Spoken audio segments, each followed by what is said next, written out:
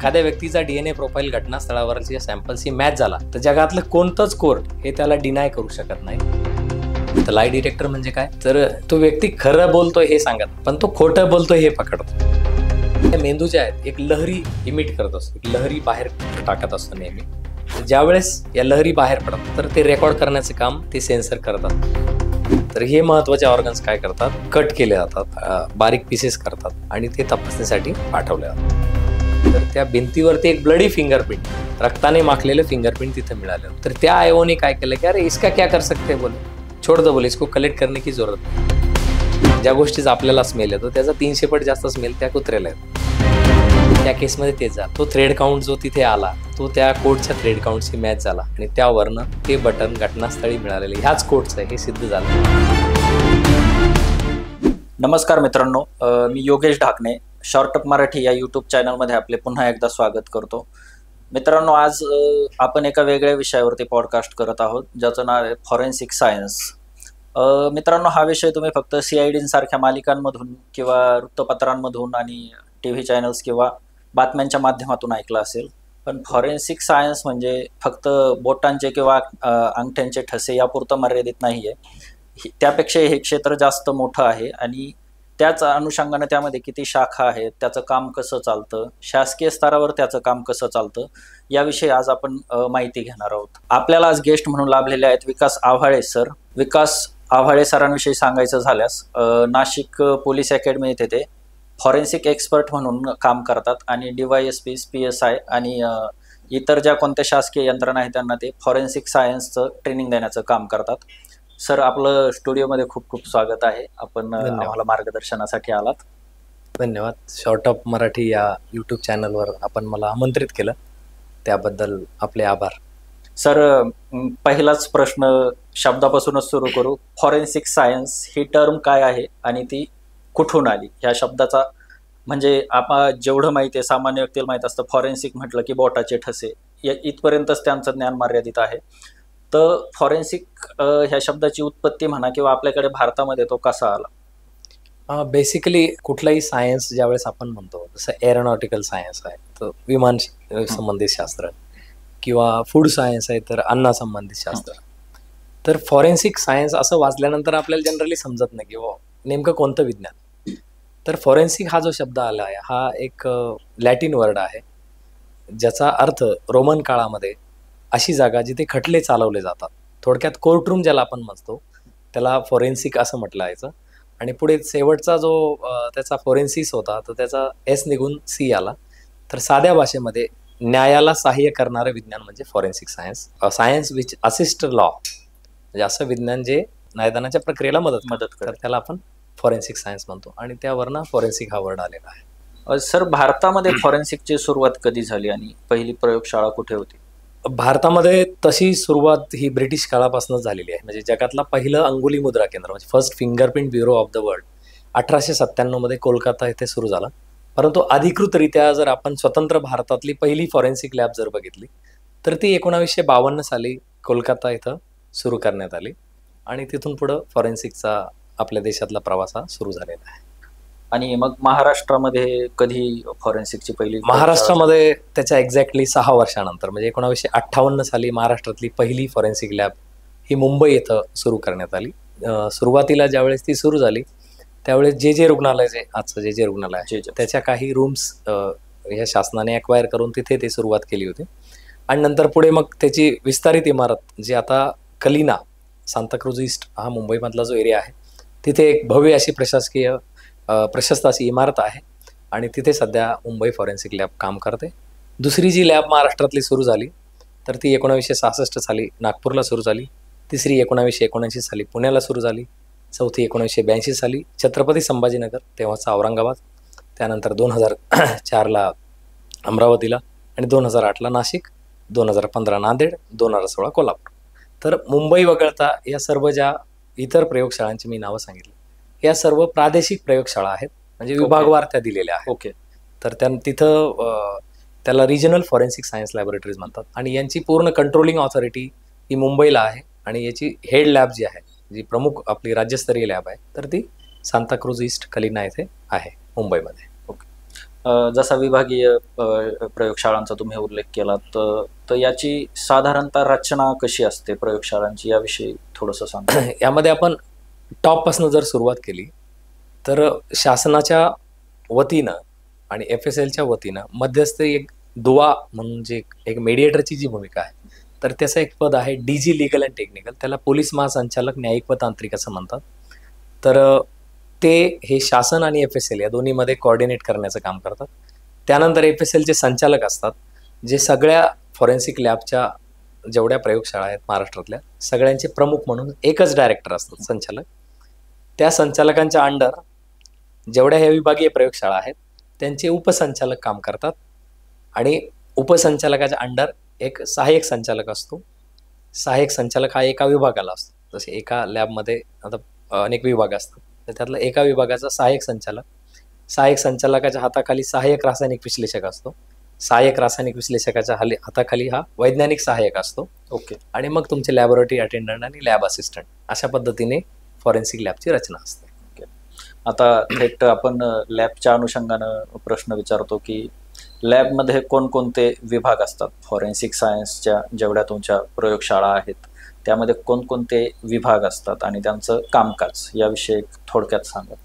यामध्ये एका पूर्ण क्षमतेची जी लॅब आहे तर तिथे एकूण 9 विभाग असतात.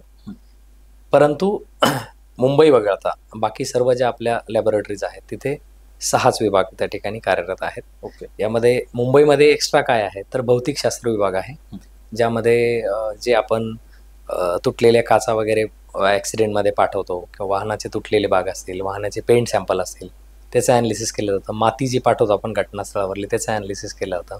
त्यानंतर वाहन चोरीच्या ज्या केसेस असतात, ज्याच्या चेसिस नंबर अल्टर केले जातात, तर त्याचं रिस्टोरेशन करण्याचं काम त्या ठिकाणी केलं जातं. त्यानंतर त्याच विभागामध्ये डॉक्युमेंट एक्झामिनेशन पण करतात, जे खोटे दस्तावेज वगैरे बनवलेले असतात त्याचंही ॲनालिसिस केलं जातं. त्यानंतर मानसशास्त्र विभाग आहे, जिथे लाई डिटेक्टर जी टेस्ट आहे तर ती महाराष्ट्रात फक्त आपण मुंबईमध्येच करू शकतो. ओके. आणि एक अग्निशस्त्र विभाग आहे, तर जे फायरिंगचे केसेस ज्या होतात, ज्यामध्ये एखादा गावठी कट्टा वापरलाय, पिस्टल वापरलाय, रिव्हॉल्वर वापरलाय, तर त्याचं ॲनालिसिस करण्याचं काम तिथे केलं जातं. असे 3 विभाग जे आहेत ते मुंबई FSL मध्ये एक्स्ट्रा आहेत. अग्निशस्त्र विभाग हा ज्याला बॅलिस्टिक डिव्हिजन म्हणतात, तो नागपूरला देखील आहे. म्हणजे नागपूरला 7 विभाग आहेत, मुंबईला 9 विभाग आहेत आणि बाकी सर्व ज्या आपल्या विभागीय प्रयोगशाळा आहेत तर तिथे 6च विभाग कार्यरत आहेत. मग इतर जे विभाग आहेत त्यामध्ये सामान्य विश्लेषण आणि उपकरणे विभाग आहे, जिथं सर्व ड्रग्सचे आपण जे एव्हिडन्सेस पाठवतो, जे आपण आता पुण्यामध्ये आपण बघितलं की मध्यंतरी खूप मोठ्या ड्रग्सच्या कारवाया झाल्या. येस. तर ते ड्रग्सच्या जेवढे सॅम्पल आहेत ते पाठवले जातात. त्यानंतर एखाद्या ठिकाणी आग लागली तर जे जळीत अवशेष असतात ते पाठवले जातात. एखादा पेट्रोल पंप बनावट पेट्रोल विकत असेल, बनावट भेसळयुक्त डिझेल विकत असेल तर त्याचे नमुने त्या ठिकाणी पाठवले जातात. रक्तातील अल्कोहोलचं ॲनालिसिस जे केलं जातं, जे आपण पोर्शे प्रकरणामध्ये आपण बघितलं, तर त्याचंही ॲनालिसिस त्या विभागामध्ये केलं जातं. तो general analytical and instrumentation division, त्याला सामान्य विश्लेषण आणि उपकरणे विभाग म्हणतात. तर इतर कोणत्याही विभागामध्ये जे पुरावे पाठवले जातात ते सर्व पुरावे या विभागामध्ये पाठवतात. दुसरा विभाग आहे दारूबंदी विभाग. तर ज्या एक्साईज डिपार्टमेंट आपल्याला माहिती आहे दारूबंदी विभाग जो आहे, तर ते जे रेड करतात तर त्याचे सर्व सॅम्पल तिथे पाठवतात. यात जनरली डुप्लिकेशन ऑफ अल्कोहोल, म्हणजे अल्कोहोलचं बनावटीकरण करणारे जे असतात, बनावट दारू आपण बघतो की इथे बनावट दारूची रेड झाली, तिथे बनावट दारू. आणि बऱ्याचदा काय होतं की महाराष्ट्र पोलीस आणि एक्साईज डिपार्टमेंट जॉईंट रेड करतात. ओके. त्यामुळे मग पोलिसांनी जप्त केलेला मुद्देमाल आणि एक्साईज डिपार्टमेंट जप्त केली, हा एकत्रितपणे तिथे पाठवला जातो. एकच जॉईंट रेड असते आणि ते दारूबंदी विभागामध्ये त्या ठिकाणी केलं जातं. आणि मग कोणतं अल्कोहोल खरं आहे, कोणतं खोटं आहे याचा संदर्भात अहवाल ते देतात. त्याच्यानंतर विषशास्त्र विभाग आहे. तर जे एखादा व्यक्ती पॉयझनिंगमुळे मयत झाला, एखाद्या केमिकलमुळे मेला, एखादा गॅसियस पॉयझनिंग त्याला झालं, त्यामुळे जर तो मेला असेल, जसं आपल्याला भोपाळ वायुगॅस दुर्घटना चांगली माहीत आहे, त्यामध्ये मिथिल आयसोसायनेट या गॅसमुळे जवळपास 2000 लोकांचा एकाच रात्रीमध्ये मृत्यू झाला होता. सो अशा पॉयझनिंगच्या केसेस ज्या, तर त्यामध्ये काय करतात, डॉक्टर विसेरा हा काढून ठेवतात. विसेरा म्हणजे काय, आपले जे महत्त्वाचे ऑर्गन्स आहेत, हार्ट, लिव्हर, लंग्स, ब्रेन, त्यानंतर स्मॉल इंटेस्टाईन, लार्ज इंटेस्टाईन म्हणजे लहान आतडं, मोठं आतडं, किडनी असेल आपली, स्प्लीन असेल, तर हे महत्त्वाचे ऑर्गन्स आहेत, त्याचे पीसेस कट करून ते त्या ठिकाणी परीक्षणासाठी पाठवून ते विषशास्त्र विभागात केलं जातं. त्यानंतर एक सायबर विभाग आहे, जे आपले CD, DVD, hard disk, pen drive, हे जे मोबाईल वगैरे हे जे पुरावे आहेत डिजिटल, ते तिथे पाठवतात. त्याच विभागामध्ये एक टेप ऑथेंटिकेशन आणि स्पीकर आयडेंटिफिकेशन नावाचा एक विभाग आहे. तर त्यामध्ये काय करतात, तर आवाजाचे नमुने पाठवले जातात. एखाद्याने एखाद्याला शिवीगाळ केली आहे, मग त्यांनी तक्रार दिली व यांनी मला शिवीगाळ केली, मग पुरावा काय, तर कॉल रेकॉर्डिंग आहे. मग तो आवाज त्याच व्यक्तीचा आहे त्याच व्यक्तीचा हे ठरवलं जातं. तर यामध्ये जनरली 90% केसेस ज्या असतात त्या ट्रॅप केसच्या असतात, जे एसीबी ट्रॅप करतो अँटी करप्शन. तर त्यामध्ये आवाजाचा रेकॉर्डिंग जर त्या फिर्यादीने केलेला असेल तर त्याचे नमुने आपण त्या ठिकाणी तासी विभागामध्ये पाठवतो. पुढे मग DNA विभाग आहे. तर DNA चाचणी करून व्यक्तीची ओळख पटवण्यासाठी जे हाडं असतील, केस असेल, केस मुळासकटच पाहिजे, त्याला तुटलेला केस हा DNAचा पुरावा नसतो. त्यानंतर आपले लाळ आहे, मांसाचा तुकडा असेल किंवा तुमचा ब्लड आहे, वीर्य आहे, तर ही सगळी पुरावे जे आहेत तर हे DNAचा सोर्स म्हणून त्या ठिकाणी वापरला. आणि पुढे मग बायोलॉजी अँड सेरोलॉजी डिव्हिजन आहे. तर या विभागामध्ये जे कपडे आपण जप्त करतो घटनास्थळावरनं, मग वीर्याचा डाग असेल तर तिथे केमिकल ते टाकतात, रिएजंट टाकतात. तर जर विटकरी रंग आला तर तो वीर्याचा डाग आहे, जर पिंक कलर आला तर त्या ठिकाणी तो रक्ताचा डाग आहे. असे वेगवेगळे विभाग फॉरेन्सिक लॅबमध्ये काम करतात. जे वेगळ्या प्रकारचे गुन्हे घडताना आपण बघतो आणि तुम्ही सांगितल्याप्रमाणे त्या अनुषंगाने सॅम्पल गोळा केले जातात लॅबकडे पाठवण्यासाठी. समजा एखादा खुनाचा गुन्हा आहे, मर्डर, क्राईम सीनवरती अनेकदा तिथून सॅम्पल घेतले जातात. तर खुनाच्या गुन्ह्यासंदर्भात कोणते कोणते असे सॅम्पल्स आहेत जे गोळा केले जातात? याच्यामध्ये कसं आहे की प्रत्येक घटनास्थळ हे वेगळं असतं. आता घटना कशी आहे, समजा एखाद्याला चाकूने बोसकून मारलेला आहे, ठीक आहे, 8-10 वेळेस वार केले सपासप, पण ते तिथं त्याचा मृतदेह पडलेला आहे, तो आरोपी पसार झालेला आहे. तर मग तिथे घटनास्थळ गेल्यानंतर आता आपल्या शरीरामध्ये काय की रक्तवाहिन्या ज्या असतात यामध्ये प्रचंड हाय प्रेशरने रक्त जे आहे ते वाहत असतं, हाय ब्लड प्रेशर असतं. त्यामुळे ज्यावेळेस एखादी वेन कट होते तर रक्ताच्या चिळकंड्या उडतात. हो, मग ज्यावेळेस त्याला स्टॅब केलं जाईल तर त्या भिंतीवरती ते रक्ताचे शिंतोडे उडतील, त्या जमिनीवरती रक्ताचे शिंतोडे उडतील. मग ते सगळे त्या ठिकाणी गोळा केले जातात. आणि 7-8 वेळेस जर त्याला स्टॅब केलेला असेल तर मग ते रक्ताचं थारोळ असेल, तर पूर्ण आपल्याला थारोळ जमा करायची आवश्यकता नाही. साधा जो सर्जिकल कॉटन असतो, जे निर्जंतुक कॉटन आहे, तो त्यामध्ये ठेवला जातो. तो कॉटन त्याला ॲब्सॉर्ब करतो. थोडा वेळ त्याला सावली सुकू दिलं की तेवढं सॅम्पल आपल्याला पुरेसं असतं, आपण त्याला कलेक्ट करून पाठवू शकतो. त्यानंतर मर्डर वेपन असतो, चाकू त्याने तिथे आतमध्ये बॉडीमध्ये सोडलेला असेल तर तो चाकू त्या ठिकाणी घेतला, त्याला एअर ड्राय करतात, सावलीमध्ये सुकवतात, नंतर त्याला रॅप करून तपासणीसाठी पाठवतात. इतर त्याचे फिंगरप्रिंट रक्ताने माखलेला असेल, फुटप्रिंट रक्ताने माखलेला असेल, कारण एवढं मोठं रक्त सांडलेलं आहे तर कदाचित त्याचा बूट त्यामध्ये भरू शकतो, त्याचे हात त्यामध्ये भरू शकतात. ते हात त्यांनी दुसऱ्या कुठं लावले असेल तर ते त्या ठिकाणी देखील आपल्याला ते ब्लडी फिंगरप्रिंट किंवा फुटप्रिंट मिळू शकतं. सो अशा पद्धतीने वेगवेगळे पुरावे जे आहेत तर त्या ठिकाणी गोळा केले जातात. तर यामध्ये स्पेसिफिकली प्रत्येक घटनास्थळी वेगळं असल्यामुळं याला जनरलमध्ये सांगणं कठीण आहे की हेच पुरावे तिथे मिळतात. तर त्यामुळे जे परिस्थितीजन्य पुरावे हे प्रत्येक गुन्ह्यानुसार वेगळे असतात. मग त्यामुळे ते घटनास्थळ बघूनच एक्झॅक्टली आपण सांगू शकतो. हा, यात एक छोटासा म्हणजे डाऊट असा आहे की अनेकदा मर्डर झाल्यानंतर 1-2 महिन्यांनी डेड बॉडी सापडते कुजलेल्या अवस्थेत किंवा सडलेल्या किंवा अगदीच सापळा वगैरे सापडतो. मग अशा केसमध्ये कसं सॅम्पल गोळा करणार? याच्यामध्ये ज्यावेळेस आपल्याला कुजलेला मृतदेह मिळतो तरी शरीर कुजलेलं असेल किंवा फार डिकम्पोज झालेलं आहे तरी सुद्धा आपल्याला व्यक्तीचं आयडेंटिफिकेशन करता येतं. फक्त त्याच्या ब्लड रिलेटिव्ह मधला कोणीतरी एक व्यक्ती आपल्याला मिळाला पाहिजे. फॉर एक्झाम्पल एखादा स्केलेटन मिळाला म्हणजेच काय, सांगाडा मिळाला. तर सांगाडा मिळाल्यानंतर जर समजा त्या लोकल पोलीस स्टेशनला जिथे तो मिळालेला आहे तिथे मागच्या 6 महिन्यात किंवा 1 वर्षात साधारणपणे एका व्यक्तीला पुरल्यानंतर सांगाडा होण्यासाठी मिनिमम 6 महिने ते मॅक्सिमम 1 वर्ष लागतात. ओके, ठीक आहे, हे स्टँडर्ड टाइम आहे मेडिकल सायन्सनुसार किंवा फॉरेन्सिक मेडिसिननुसार. मग त्याला तेवढा वेळ लागणार आहे. तर जर समजा आपल्याला अगोदर 6 महिने अगोदर किंवा 1 वर्ष अगोदर एखादी मिसिंग कंप्लेंट त्या लोकल पोलीस स्टेशनला दाखल झाली असेल की या वर्णनाचा या हाईटचा व्यक्ती या ठिकाणी मिसिंग आहे, तर ते वर्णन नंतर ज्यावेळेस आपण तो सांगाडा जप्त करून पोस्टमॉर्टम एक्झामिनेशनसाठी पाठवतो. आता तुम्ही म्हणाल की सांगाड्याचं काय पोस्टमॉर्टम एक्झामिनेशन करणं, हाही आपल्या ऑडियन्सला प्रश्न पडेल. अरे येतं सगळ्या फासुळ्याचे याचं काय करणार. तर बेसिकली जर त्याला मारलेला असेल, फॉर एक्झाम्पल त्याच्या डोक्यात जर एखादा हेवी ऑब्जेक्ट दगडासारखा किंवा लोखंडी रॉडने मारलं, त्याची काय होईल, कवटी ब्रेक झालेली असेल. हो, तर मग ते एक्झामिनेशन करून हे सांगता येतं की याला हेवी ऑब्जेक्टने याला मारण्यात आलेला आहे, त्यामुळे याचं डोकं फुटलं आणि हेवी ब्लड लॉस झाला असेल आणि यामुळे हा मेला असेल. त्याला चाकूने मारला असेल तर चाकूच्या ज्या खुणा असतात ते त्याच्या रिप केजवरती, म्हणजे जो छातीचा पिंजरा असेल किंवा जे आतली हाडं असतात आपली, तर तिथं आपल्याला ते चाकूच्या खुणा मिळू शकतात. त्यावरनं देखील त्या व्यक्तीचं आयडेंटिफिकेशन करतात. याला मल्टिपल स्टॅब, म्हणजे अनेकदा चाकूने भोसकून मारण्यात आलाय. आणि पुढे मग आता त्याचं आयडेंटिफिकेशन करण्यासाठी जो आपल्याला डीएनए आवश्यक आहे तो त्याच्या बोन मॅरोमध्ये असतो.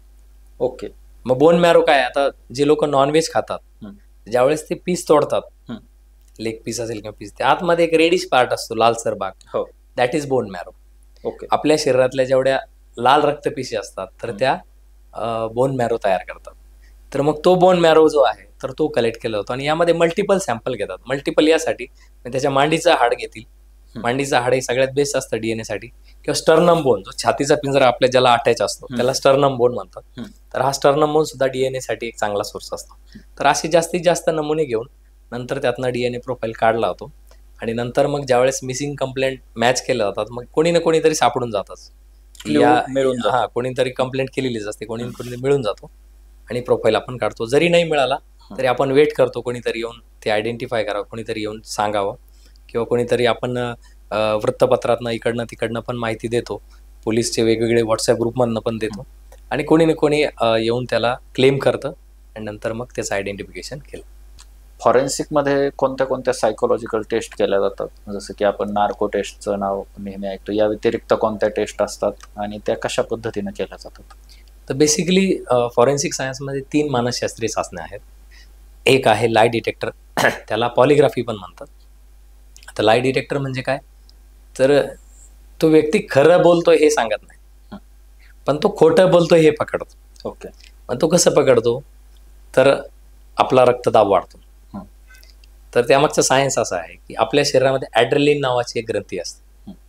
तर ही ॲड्रेलिन काय करते, ॲड्रेनलिन नावाचं एक स्राव स्रवते. ज्यावेळेस व्यक्ती खोटं बोलतो तर ज्यावेळेस त्याचा रक्तदाब वाढतो तर मग हे ॲड्रेलिन जे आहे, ॲड्रेलिन ग्रंथी, ही ॲड्रेनलिन नावाचा स्राव स्रवल्यानंतर काय होतं, रक्तामध्ये मिक्स होतो आणि व्यक्तीचा रक्तदाब वाढतो. मग रक्तदाब जर वाढला तर काय होतं, त्याचे ग्राफ आहेत. एक रक्तदाबाचा ग्राफ आहे, तो लगेच फ्लक्च्युएशन दाखवतो. त्यानंतर जे पण तो उत्तर देणार आहे ते खोटंच देणार आहे असं गृहीत धरतात. ओके. त्याच्यानंतर समजा दुसरा आहे घाम येतो. हा, घाबरलं का माणूस, आपल्याला घाम, आपण नंतर जे बोलतो ते खोटं. बरोबर. घाम आला की त्याच्या बोटाला सेन्सर लावलेले असतात. इथे करंगडीला सेन्सर आहे, इथे ह्या इंडेक्स फिंगर ज्याला आपण म्हणतो, रिंग फिंगर, याला सेन्सर असतं. मग तो घाम सुद्धा काय करतो, ते रेकॉर्ड करतो. त्यामुळे ते फ्लक्च्युएशन लगेच दिसतं. त्याच्यानंतर इथे चेस्टला त्याच्या सेन्सर असतात इथे. तर ज्यावेळेस तो बोलतो त्यानंतर इथे हाताला, आपण डॉक्टरकडे गेलं ना आपलं ब्लड प्रेशर मोजतात बघा, त्याला स्पिग्मो मॅनोमीटर म्हणतात. तर ते सुद्धा लावलेलं असतं. मग ते ब्लड प्रेशर जर वाढलं तर ते स्पिग्मो मॅनोमीटर काय करतं, त्याला कॅच करतं, त्याचा ग्राफ येतो. आणि एक शेवटचा असतो SGR म्हणून, स्किन गॅल्व्हॅनिक रिस्पॉन्स. बऱ्याचदा मला खोटं बोलायचं असेल तर मी काय करतो, थोडा पॉज घेतो आणि थोडी मुवमेंट करतो, तर माझ्या खाली एक सेन्सर असतो. ओके. तर मी हल्लो जरी तर तो फ्लक्च्युएशन दाखवतो. सो असे 4 सेन्सर ते रेकॉर्ड करतात आणि त्यावरनं व्यक्ती खोटं बोलतो हे ठरवलं होतं. राहिली दुसरी मानसशास्त्रीय, याला लाय डिटेक्टर किंवा पॉलिग्राफी म्हणतात. दुसरी आहे नार्को चाचणी. नार्को चाचणीमध्ये काय करतात, सोडियम पेंटाथल किंवा सोडियम ॲमिटल नावाचा एक ड्रग आहे, सायकोट्रॉपिक ड्रग आहे. ओके. जे इंजेक्शनच्या माध्यमातून दिलं जातं, IV दिलं होतं, त्याला इंजेक्शन देतात. मग तो व्यक्ती काय करतो, अर्धवट बेशुद्धीच्या अवस्थेत जातो, म्हणजे तो पूर्णपणे झोपलेला नसतो, पूर्णपणे जागाही नसतो, अशा सेमी कॉन्शियस स्टेटमध्ये त्याला नेलं जातं. आणि आपण खोटं केव्हा बोलतो, ज्यावेळेस आपला मेंदू आपल्या नियंत्रणात आहे. बऱ्याचदा आपण म्हणतो दारू पिल्यानंतर लोक खरी बोलतात. एक्झॅक्ट. का बोलतात, कारण त्यांचा मेंदू त्यांच्या नियंत्रणात नसतो. बरोबर. सेम कंडिशन इथे नार्को टेस्टमध्ये अचीव्ह केली जाते. तर मग त्या सायकोलॉजिकल स्टेजमध्ये व्यक्ती गेला तर त्याच्या मेमरीमध्ये जे काही डेटा असेल त्या केस रिलेटेड, त्याला जे पण विचारलं जाईल तो खरंच सांगतो, कारण त्याचं मेंदू त्याच्या नियंत्रणात नसतो आणि त्या पद्धतीने आपण खरी माहिती गुन्ह्यासंदर्भात काढू शकतो. त्याला नार्को टेस्ट असं म्हटलं जातं. आणि ही जी अर्धवट बेशुद्धीची अवस्था असते त्याला नार्कोसिस असं म्हटलं जातं. आणि तिसरी जी चाचणी आहे ती ब्रेन मॅपिंग आहे, त्याला BEOSP, बिऑस पण म्हणतात, brain electrical oscillation signature profiling. तर ही सुद्धा या 3 चाचण्यापैकी एक अतिशय ॲक्युरेट चाचणी आहे, ही जी 99.99% तिचं ॲक्युरेसी रेट आहे. तर एवढा अचूक कसा असू शकतो, तर यामध्ये काय केलं जातं की व्यक्तीच्या मेंदूला सेन्सर लावतो आणि आपल्या मेंदू ज्या आहेत एक लहरी इमिट करत असतो, एक लहरी बाहेर टाकत असतो नेहमी. ज्यावेळेस या लहरी बाहेर पडतात तर ते रेकॉर्ड करण्याचं काम ते सेन्सर करत असतात. ते कम्प्युटरद्वारे ला त्या ठिकाणी आपल्याला मॉनिटरला दिसत असतं. तर ज्यावेळेस एखाद्या व्यक्ती एखाद्या गुन्ह्यामध्ये इन्व्हॉल्व आहे, आता समजा मी पुण्याचं वाकडेवाडीचं बस स्टँड वरती आलो आणि एखादा गुन्हा केला, तर माझ्या पूर्ण मेमरीमध्ये ते असतं की मी कसा आलो, कुठं उतरलो, कोणत्या टॅक्सीने वाकडेवाडीला पोहोचलो, कशा पद्धतीने गुन्हा केला, कोणत्या मार्गाने मी वापस गेलो. ज्यावेळेस मला वाकडेवाडी बस स्थानकाचा फोटो दाखवले जाईल, यामध्ये काय करतात, त्या व्यक्तीला एकतर काही आवाज ऐकवले जातात, तो आवाज मे बी विक्टिम्स असू शकतो किंवा मयत व्यक्तीचा असू शकतो, किंवा काही फोटो दाखवले जातात. तर जर तो व्यक्ती त्या घटनेमध्ये इन्व्हॉल्व असेल तर त्याचा मेंदू काय करतो, ती वेव लगेच इमिट करतो. ओके. त्याला P300 असं नाव दिलेलं आहे, P300. तर ही P300 वेव ज्यावेळेस ते इमिट करतो, लगेच काय होतं, ते इन्स्ट्रुमेंट ते रेकॉर्ड करतं. याचा अर्थ काय, मला ते वाकडेवाडीचं बस स्थानकाचा फोटो ज्यावेळेस दाखवला येईल, मला माहिती मी तिथे येऊन गुन्हा केलेला आहे. हो. तर माझा ब्रेन काय करतो, लगेच P300 वेव इमिट करतो. याचा अर्थ स्पष्ट आहे की मी इथं आलेलो आहे, मला हे वाकडेवाडी स्टेशन माहीत आहे, वाकडेवाडी बस स्थानक माहीत आहे, म्हणजे मी इन्व्हॉल्व आहे. ओके. ही सरळ सरळ त्या ठिकाणी सांगता येतं. अशा पद्धतीने व्यक्तीचं दोषी मन जे आहे, कन्व्हिक्टेड माइंड जे असतं, तर ते उघड करण्यासाठी ब्रेन मॅपिंग किंवा brain electrical oscillation signature profiling त्याला म्हणतात, तर ती चाचणी केली जाते. तर महाराष्ट्रामध्ये कुठल्याही सिव्हिल हॉस्पिटलला आपण नार्को चाचणी करू शकतो. जास्तीत जास्त जे रुग्णालय जे आहे मुंबईचं, तर तिथे कॉमनली आतापर्यंत केलेले आहेत आणि पुढेही होत राहतील मे बी. आता यामध्ये मानवी हक्क आयोगाने थोडासा इंटरव्हेन केल्यामुळे आता परवानगी मिळत नाही. 2015 लास्ट नार्को चाचणी आपल्या देशामध्ये झाली, त्यानंतर ती चाचणी झाली नाही. आय थिंक अजमल कसाबवरती शेवटची नार्को चाचणी माझ्या माहितीप्रमाणे झालेली आहे, त्यानंतर कुठल्याही केसमध्ये ती झालेली नाही. बाकी ही जी ब्रेन मॅपिंग आहे, याला कुठलीही कायदेशीर अडचण नाही. लाय डिटेक्टर बाबत अनेक प्रश्न नेहमी उपस्थित केले जातात की एखाद्या व्यक्तीला ती चाचणी ऑलरेडी माहीत आहे. आता मला माहीत आहे, मी बिईंग अ फॉरेन्सिक स्टुडंट, मला माहिती आहे की हे माझं घाम पकडणार आहे, माझं ब्लड प्रेशर पकडणार आहे, मी हल्लो तर पकडणार आहे, तर मग मी तेवढ्या गोष्टी कंट्रोलमध्ये ठेवू शकतो. हो. आणि त्यामुळे माझे सगळे ग्रॅप काय येतील, फ्लॅट येतील. बरोबर.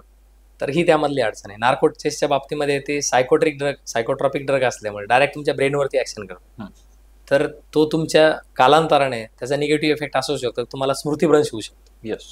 मग ह्युमन राईट कमिशनचं म्हणणं असं आहे की एखाद्या व्यक्तीला तो आरोपी जरी असला तरी त्याचा मूलभूत जगण्याचा अधिकार तुम्ही एक ड्रग देऊन काढून घेऊ शकता. बरोबर. कारण तो ॲबनॉर्मल होऊन जाईल, अल्झायमर झाला म्हणजे तो ॲबनॉर्मल आहे. आणि म्हणून या दोन चाचण्याला थोड्याशा तांत्रिक अडचणी आहेत, पण तो ब्रेन मॅपिंगला अडचण नाही.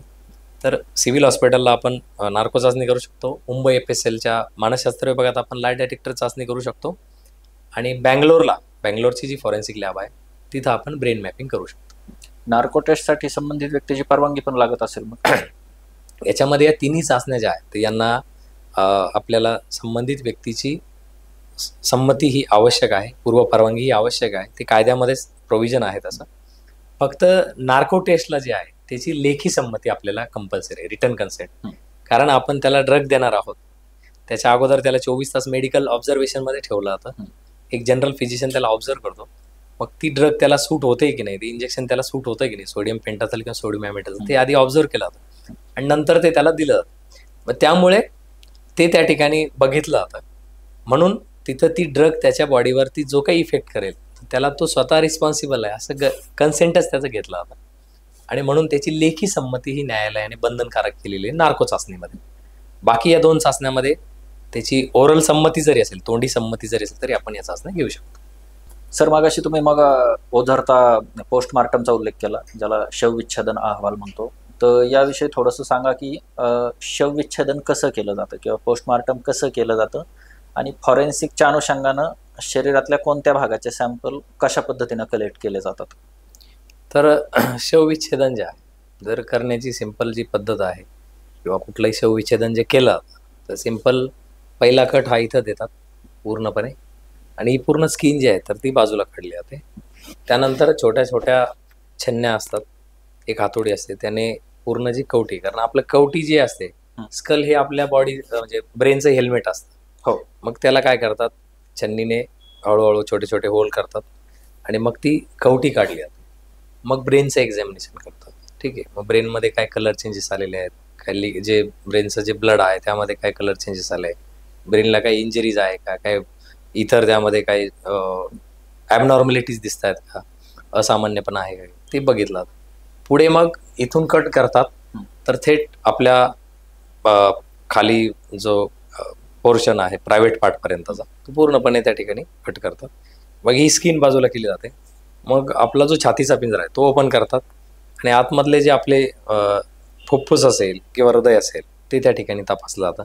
आता एखाद्या व्यक्तीला हार्ट अटॅक येतो, कार्डियाक अरेस्ट आपण म्हणतो, तर पोस्टमॉर्टममध्ये त्या व्यक्तीचे जे ब्लॉकेजेस असतात तर ते ब्लॉकेजेस तुम्हाला काढून. हार्ट अटॅक किंवा कार्डियाक अरेस्ट काय येतो, सिम्पल आहे की हृदयाकडे रक्तवाहिनी जी ब्लड घेऊन जाते त्याला पल्मोनरी आर्टरी किंवा करोनरी आर्टरी म्हणतात. तर त्यामध्ये अडथळा तयार झाला, ब्लॉक तयार झाला की आपल्याला हार्ट अटॅक येतो.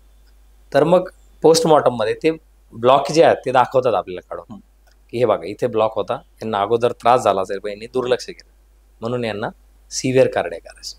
मग ते पूर्ण हार्ट तपासतात, त्यानंतर तुमचं लंग्स जे आहेत फुफ्फुस तपासतात, त्यानंतर लहान आतडे, मोठे आतडे, पोटामध्ये काय कंटेंट आहे ते त्या ठिकाणी बघितलं जातं.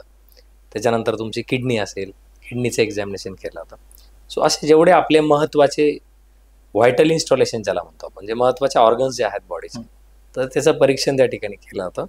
आणि त्या आधारे मग 2 मुख्य कारणांसाठी पोस्टमॉर्टम हे केलं जातं. एक, मृत्यूचं निश्चित कारण ठरवणं, त्याचा मृत्यू नेमका कशामुळे झाला, ते सुसाईड होतं, त्याला दुसरं कोणी मारलं, किंवा तो अतिरक्तस्रावामुळे मेला, किंवा कार्डियाक अरेस्टने मेला, किंवा किडनी फेल्युअरने मेला, जे काही त्याचे रिझन्स असतील ते मेडिकल असू शकतात, किंवा त्याला कोणी मारलेलं असेल ते असू शकतं, किंवा आत्मघाती असेल, त्याने स्वतः केलेला असेल, पॉयझन पिला असेल, जे काही असेल. तर ते ठरवण्यासाठी म्हणजे एक मृत्यूचं कारण ठरवणे आणि दुसरं मृत्यूचा वेळ ठरवणे. किती वेळापूर्वी तो मेला आहे, 6 तासापूर्वी मेला, 12 तासापूर्वी मेला. तर याच्यामध्ये मेडिकल सायन्सचे काही पॅरामीटर्स आहेत की जे त्यांना उपयोगी पडत असतात की त्यावरनं किती वेळापूर्वी तो मेलेला आहे, तर हे त्या ठिकाणी ठरवलं जातं. सो अशा पद्धतीने मृत्यूचं वेळ ठरवण्यासाठी, किती वेळापूर्वी मेला आणि मृत्यूचं कारण ठरवणं, या 2 गोष्टीसाठी आपण पोस्टमॉर्टम हे करतो. याच्याशीच रिलेटेड आहे, व्हिसेरा हा काय प्रकार आहे आणि तो कोणत्या केसेसमध्ये म्हणजे ठेवला जातो? व्हिसेरा जो आहे तर व्हिसेरा हे आताच मी सांगितलं जे व्हायटल इन्स्टॉलेशन्स आहे, महत्त्वाचे ऑर्गन्स, ब्रेन आहे, किडनी आहे, लिव्हर आहे, हार्ट आहे, त्यानंतर आपले दोन्ही आतडे म्हणजे लहान आतडं, मोठं आतडं, त्यानंतर प्लिहा म्हणजे स्प्लीन ज्याला आपण म्हणतो, मूत्रपिंड म्हणजे किडनी. तर हे महत्त्वाचे ऑर्गन्स काय करतात, कट केले जातात, बारीक पीसेस करतात आणि ते तपासणीसाठी पाठवले जातात. तर त्याला व्हिसेरा 1 आणि व्हिसेरा 2 म्हणतात. व्हिसेरा 1 मध्ये आपले ब्रेन किंवा किडनी, आणि व्हिसेरा 2 मध्ये आपले हार्ट किंवा लिव्हर असेल, किंवा पोटातले कंटेंट असतील, स्टमक अँड इट्स कंटेंट म्हणतात त्याला, तर हे पाठवले जातात. तर अशा पद्धतीने महत्त्वाच्या ऑर्गन्सचे जे छोटे छोटे पीसेस असतात ते एकत्रितपणे पाठवतात, त्याला व्हिसेरा असं म्हणतात. तर त्याचं ॲनालिसिस करून मग एखादा केमिकल पॉयझनिंग त्याला झालेला असेल, किंवा एखादा रासायनिक पदार्थ देऊन त्याला विषबाधा करण्याचा प्रयोग झाला असेल, किंवा एखादा स्लो पॉयझन दिलेला असेल, किंवा त्याच्या खाण्यामध्ये ॲक्सिडेंटली असं काही आलं की ज्यामुळे त्याला पॉयझनिंग झालं असेल, तर हे सगळे कारणं जे आहेत तर ते ठरवणं, एखादा ड्रग देऊन त्याला मारण्यात आला असेल, तर याचं ॲनालिसिस व्हिसेरातनं आपल्याला करता येईल. सर, थोडासा वेगळा प्रश्न आहे, अशी एखादी केस तुमच्या पाहण्यात आहे का जी पोलीस इन्व्हेस्टिगेशन मधून सबळ पुराव्याअभावी आरोपी सुटण्याच्या बेतात होता, परंतु फक्त फॉरेन्सिक रिपोर्टमुळे त्याच्यावर दोष सिद्धी झाली आणि त्याला शिक्षा झाली? अशा एक नाही तर अनेक केसेस आहेत, परंतु काही केसेसमध्ये म्हणजे प्रकर्षाने जर मग सांगायचं झालं तर कधी कधी एक छोटासा पुरावा किती महत्त्वाचा ठरतो हे मी आपल्याला एका केसमधनं सांगतो. एक औरंगाबाद ग्रामीण म्हणजे आजचं जे छत्रपती संभाजीनगर ग्रामीण आहे, यामध्ये वाळूज पोलीस स्टेशनच्या हद्दीमध्ये एक घटना 2008 मध्ये घडलेली आहे. त्याचा मी या ठिकाणी उल्लेख करतो. तर एक व्यक्ती होता ज्याने एका सावकाराकडनं कर्ज घेतलेलं होतं. ते कर्ज तो वेळेत परतफेड करू न शकल्यामुळे त्या सावकाराने बदल्यामध्ये त्याच्याकडनं जमीन गहाणखत तयार करून घेतलेलं होतं. तर मग असं झाल्यानंतर ज्यावेळेस तो व्यवहार पूर्ण फिरवलाच गेला नाही, पैसे परतच करण्यात आले नाही, तर मग हा सावकार त्याला ती जमीन नावावर करून देण्यासाठी प्रेशराईज करायला. हा. आणि हा व्यक्ती जो होता हा सर्वसामान्य MIDC मध्ये कामाला जायचा, सायकलवरती तो त्यावेळेस जायचा. आणि तिथं जवळच एक गाव आहे, त्या गावापासून तो सायकलवरनं MIDC मध्ये वाळूज MIDC मध्ये तो जायचा. म्हणजे अलीकडे जे रांजणगाव आहे, शेनपुंजी रांजणगाव, हो, तिथे त्या MIDC मध्ये तो जायचा. तर एक दिवस असं झालं की रात्रीची वेळ होती, तो कंपनीवरनं साधारणपणे सेकंड शिफ्ट आवरल्यानंतर, म्हणजे 3 ते 11ची शिफ्ट झाली आणि तो येत होता. तर एक वकिलाचा मळा म्हणून तिथे एक जागा आहे. तिथे त्या एक पूल आहे छोटासा, तर तिथे तो येत होता. आणि जुना मुंबई नागपूर हायवे जो आहे आपला, तर त्या हायवेने तो येत होता. तर हा पाठीमागणं रिक्षामध्ये तो व्यापारी, एक रिक्षा चालक आणि आणखी एक साथीदार, 3 जण आले आणि त्यांनी जोरात त्याच्या सायकलला धडक दिली. तो खाली पडला. खाली पडल्यानंतर ज्यावेळेस त्यांनी बघितलं तर हे मद्यधुंद होते तिघही, आणि बाहेर पडले. आणि त्याच्या लक्षात आलं की हे काहीतरी वेगळा प्रकार करण्याच्या तयारीत. मग त्याला माहित होतं की आपण रोडने जर पळालो तर या रिक्षा आहे आपल्या सहज चेस करतील, म्हणून तो खाली उतरला. आणि तो खाली उतरून जे शेतं आहेत, हिवाळ्याचे दिवस होते, ज्वारी वगैरे त्यावेळेस असायची, कपाशी वगैरे, तर मग तो कपाशीच्या ज्वारीच्या शेताने पळत सुटला. हे पण खाली उतरले, हे त्याचा पाठलाग करत सुटले. आता रात्रीची वेळ असल्यामुळे त्याला पायात चप्पल होती. तर हिवाळ्यामध्ये तुम्हाला माहीत आहे की जमिनीला भेगा पडतात. तर बऱ्याचदा काय होतं की भेगामध्ये एक पाय जातो, मग त्याच्या भेगात पाय गेल्यामुळे ती चप्पल तुटली, अंधार होता पूर्णपणे. तरी तो पळत राहिला जीवाच्या आकांताने, हे त्याच्या मागावर होतं. त्याच्या पायामध्ये काटे घुसले. तर काटे घुसल्यामुळे त्याला पळता आला नाही. मग यांनी त्याला पकडलं, वरती आणलं. वरती आणल्यानंतर यांनी त्याला चाकू काढून त्या व्यापाऱ्याने स्वतः 3-4 वेळेस त्याला त्या ठिकाणी भोसकलं. आणि नंतर त्याला तोंडाला ग्रीस जे आहे, ग्रीस फासून त्याच्या चेहऱ्याभोवती एक फास तयार करून त्याला त्या पुलाला टांगून ते त्या ठिकाणी निघून गेले. पण ह्या जटापटीमध्ये काय झालं की त्या व्यापाऱ्याने जो थंडीपासून बचाव करण्यासाठी जो कोट वापरलेला, त्याचं एक बटन जे आहे ते बटन त्या ठिकाणी पडलं, कारण ते ओढण्यात आलं. आणि त्यासोबत काही धागे जे आहेत त्या कोटचे ते त्या ठिकाणी मिळाले. रिक्षा चालकाचं जटापटीमध्ये त्या ठिकाणी ड्रायव्हिंग लायसन्स आहे ते पण तिथं पडलेलं मिळालं. आणि बाकी घटनास्थळावरती त्या चाकू व्यतिरिक्त जो त्याच्या पोटामध्ये सोडून गेले होते, आणि जे ग्रीस वगैरे त्यांनी फासलेलं होतं, आणि जे त्यांचे फिंगरप्रिंट्स त्या पुलाच्या नळीवरती मिळाल्या होत्या, तेवढे पुरावे मात्र घटनास्थळावर होते. हे गेले. नंतर पोलीस आले, त्यांनी तपास चालू केला. सगळ्यात पहिले ते बटन आणि ते दोरा जो घटनास्थळ बारीक बारीक धागे ते जप्त केले. बाकी फिंगरप्रिंट सगळ्या मिक्स आलेल्या. त्यामुळे काय झालं, एकावर एक फिंगरप्रिंट आल्यामुळे ते कळतच नव्हतं नेमका पॅटर्न कोणता आहे. बरोबर. तर त्या फिंगरप्रिंटचा मात्र काही जास्त उपयोग झाला नाही.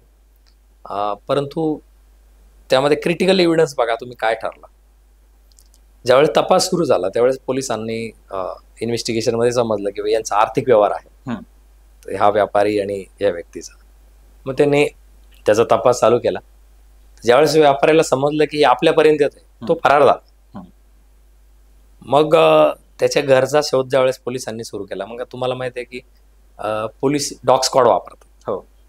मग त्या डॉगला त्यांनी स्पॉटवर नेलं, तिथलं सगळं ते स्मेल करायला लावलं. मग त्या डॉगने काय केलं होतं, तो जो बटन आहे तो स्मेल केला, आणि ते दोरीचे धागे होते ते पण स्मेल केले. आणि डॉगची जी कॅपॅसिटी असते, स्निफिंग कॅपॅसिटी जे म्हणतो आपण, जे आपण ज्या प्रजाती पोलीस दलामध्ये वापरतो, लॅब्राडोर आपण खास प्रेफर करतो त्यात खास करून, तर त्याची स्मेलिंग ॲबिलिटी ही नॉर्मल ह्युमनपेक्षा 300 पटीने जास्त असते. म्हणजे आपल्याला जो वास येतो ना, तो 300 पट जास्त वास त्याला येत असतो. ज्या गोष्टीचा आपल्याला स्मेल येतो त्याचा 300 पट जास्त स्मेल त्या कुत्र्याला येतो. मग ती स्मेलिंग ॲबिलिटी ती जास्त असते. मग त्याने ते स्मेल केलं, आणि ज्यावेळेस हे घरी गेले त्या डॉगला घेऊन गेले. घरी गेल्यानंतर त्याच्या घराचं सर्च करत असताना त्यांना तिथं तो कोट मिळाला, ज्याचं एक बटन मिसिंग होतं. ओके. मग तो कोट जप्त केला आणि तो त्या कुत्र्याला स्मेल करायला दिला. त्याने स्मेल केल्यावर लगेच ते उड्या मारायला लागला. त्यावरनं त्यांना समजलं की हाच कोट आहे. कुत्र्याने आयडेंटिफाय करून दिला. बटन मिसिंग होतं त्यामुळे ते अधिकाऱ्याला पण समजलं, त्यांच्या टीमलाही समजलं. मग तो कोट फॉरेन्सिक लॅबला औरंगाबादला तपासणीसाठी पाठवला. ते धागे जे त्याचे मिळाले होते, ते धागे आणि ते बटन ही तपासणीसाठी पाठवलं. आणि त्याचं आता तुम्ही म्हणाल की सर मग धागे तर अनेक कपड्यांचे सारखे असतात, हो कॉटनचाच कपडा आहे, तर हो. मग ते कसं ठरवणार? तर त्यामध्ये पण टेक्निक आहे की एक जो धागा, सिंगल एक जो धागा आहे आपण जे हातात पकडतो, हम्म. आपल्याला उघड्या डोळ्याने तो एकच दिसतो, हो बरोबर. तोच धागा ज्यावेळेस मायक्रोस्कोप खाली म्हणजे सूक्ष्मदर्शक यंत्राखाली आपण बघतो, तर एकाच धाग्यामध्ये अनेक उभ्या आणि आडव्या रेषा असतात, हो. त्याला थ्रेड काउंट म्हणतात. ओके. तर माझ्या ह्याच शर्टचे 2 धागे ज्यावेळेस एखाद्या मायक्रोस्कोप खाली बघितलं जातील, दोन्हीचा थ्रेड काउंट हा एकच येतो. ओके. म्हणजे याचे जर 32 धागे, 15 उभे येत आहेत, 17 आडवे येत आहेत, तर या शर्टचा कुठलाही धागा काढला तर त्याचे 32च येईल.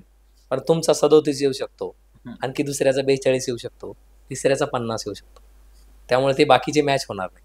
माझा जो धागा तिथे मिळालेला आहे तो मात्र माझ्या शर्टशी, माझ्या कोटशी मॅच होऊ शकतो. बरोबर. त्या केसमध्ये तेच झालं. तो थ्रेड काउंट जो तिथे आला तो त्या कोटच्या थ्रेड काउंटशी मॅच झाला आणि त्यावरनं ते बटन घटनास्थळी मिळालेले ह्याच कोटचं हे सिद्ध झालं. त्यावरनं तो व्यक्ती त्या घटनास्थळावरती होता हे सिद्ध झालं आणि त्याला शिक्षेपर्यंत पोहोचवण्यात आलं. सो अशा पद्धतीने एक छोटंसं शर्टचं बटन आणि ते 2-4 धागे व्यक्तीला शिक्षेपर्यंत पोहोचू शकतात, जो की कदाचित सुटला असता. कारण बाकीचे पुरावे तेवढे कन्क्लुझिव्ह नसते. रिक्षा ड्रायव्हरने आज सांगितलं असतं की मला याने 50,000 दिले, सुपारी दिली वगैरे वगैरे, पण उद्या कोर्टात जाऊन त्याने वकिलांचा सल्ला घेतात बरेचसे लोक.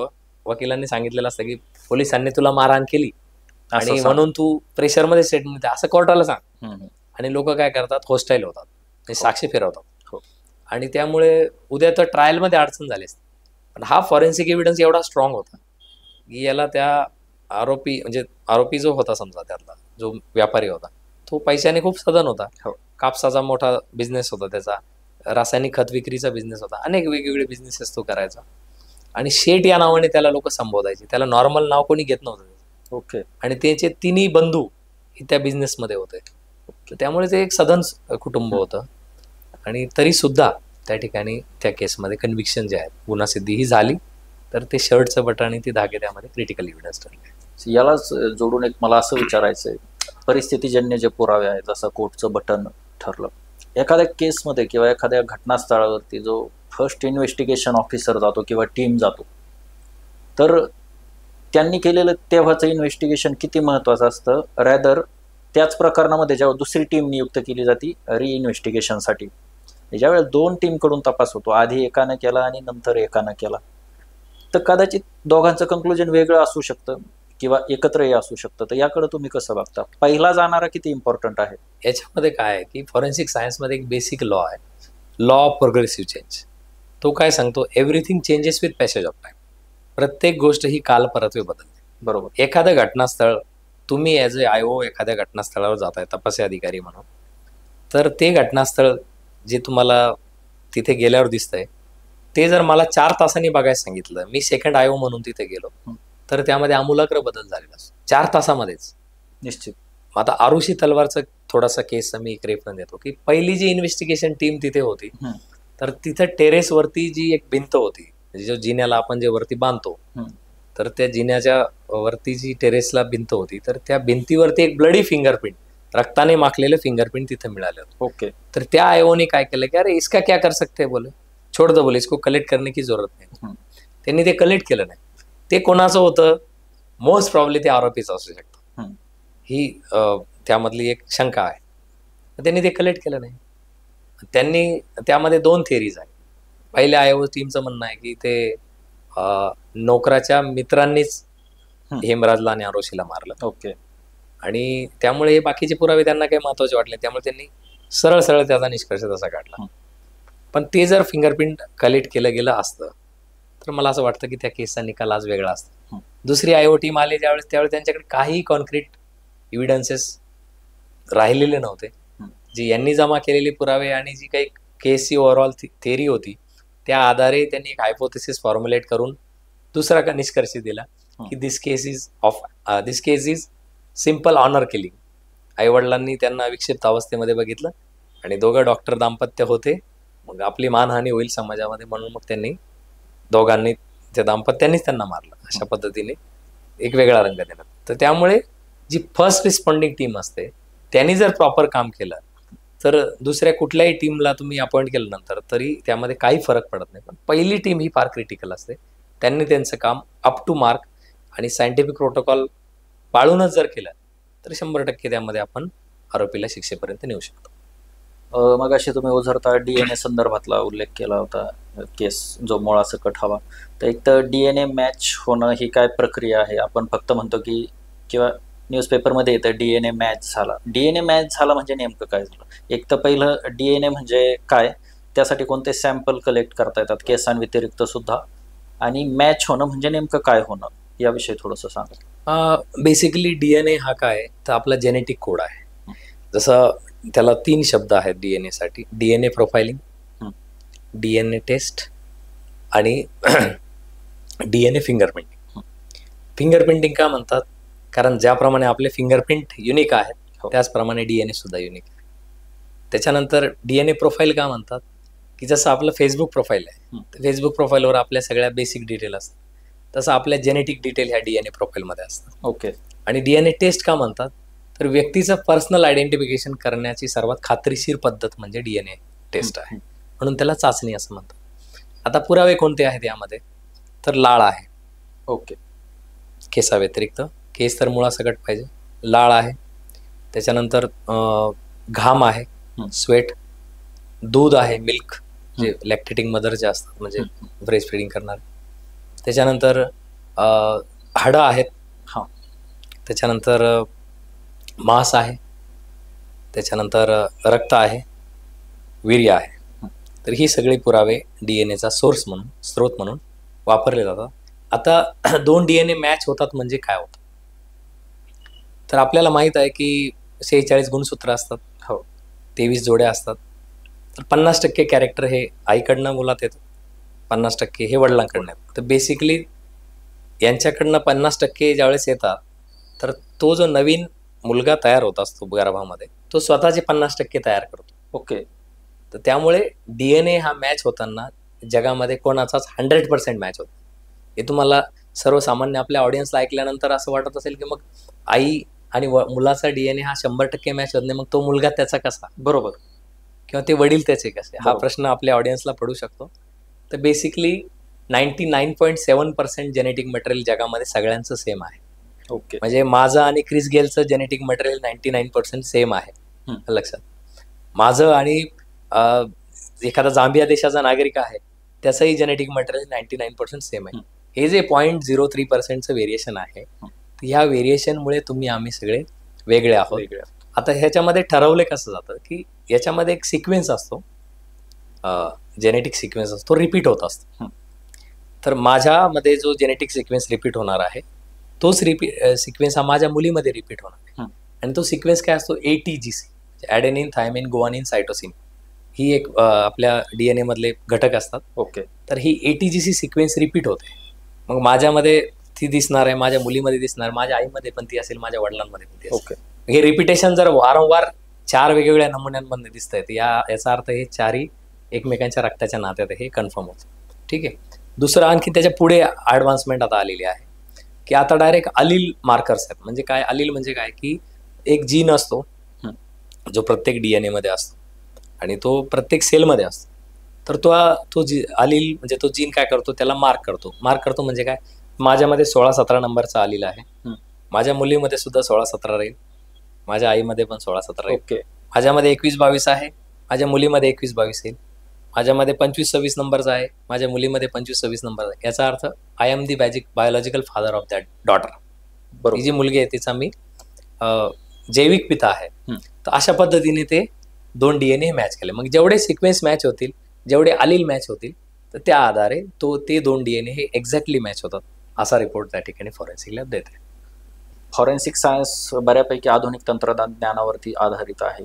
येणारा काळ जो आहे, आता AI तंत्रज्ञान आहे किंवा रोज नवनवीन तंत्रज्ञान त्या संदर्भात वापरलं जातं. तर येणाऱ्या काळामध्ये फॉरेन्सिक विभागाला याची किती प्रकारात मदत होते आणि त्याची काय म्हणू सत्यता किंवा ऑथेंटिसिटी किती असेल?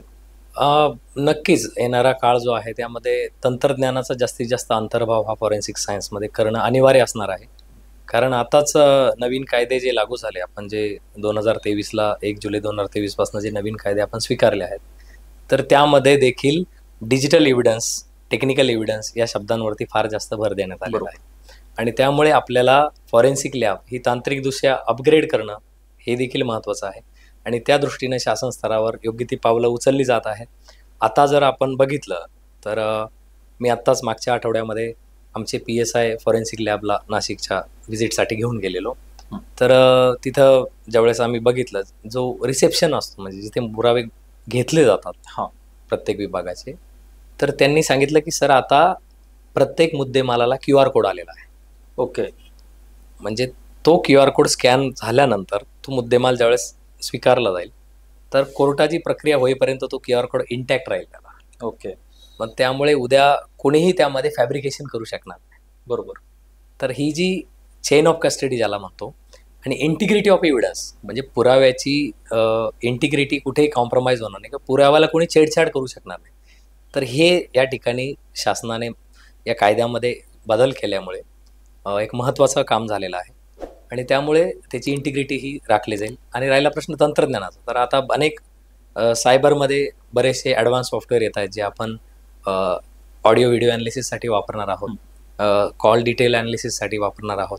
त्याच्यानंतर इमेज प्रोसेसिंग जे आहे, म्हणजे बऱ्याचदा काय होतं की तुमचा फोटो आहे, ठीक आहे, हो, तुमचा फोटो एखाद्या आक्षेपार्ह अवस्थेमध्ये जर कोणी पब्लिश केला तर साहजिकच आहे तुम्ही त्या व्यक्तीविरुद्ध बदनामीचा दावा करणार आहे किंवा माझी बदनामी करतो. मग अशा वेळेस तो फोटो तुमचाच आहे का दुसऱ्या कोणाचा त्यांनी फ्रेम केलेला आहे, मग कोणती टेक्नॉलॉजी त्यांनी वापरली, मग ओरिजिनल फोटो कोणता होता.